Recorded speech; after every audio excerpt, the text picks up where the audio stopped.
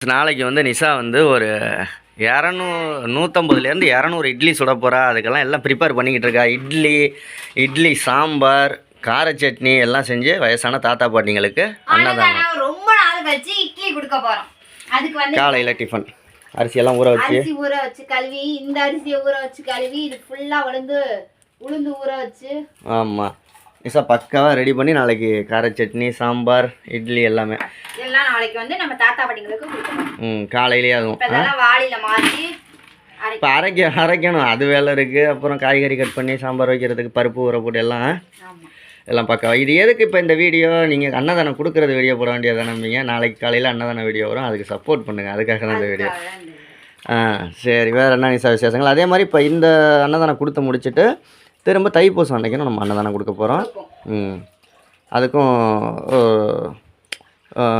சைவமே கொடுத்துடலாம். ஓகேயா?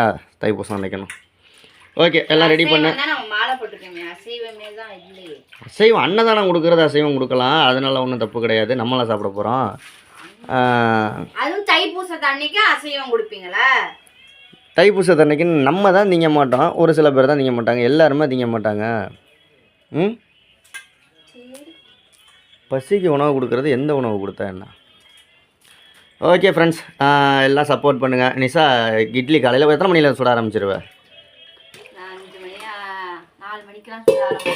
பாப்பா 4 மணிக்கெல்லாம் சுட ஆரம்பிச்சாதான் 4 மணிக்கெல்லாம் நிஷா சுட ஆரம்பிச்சு சாம்பார் வச்சு சட்னிலாம் இருக்க டைம் ஆயிடும். இது வந்து காலையில் டிஃபன் கொடுக்கறது இல்லையா?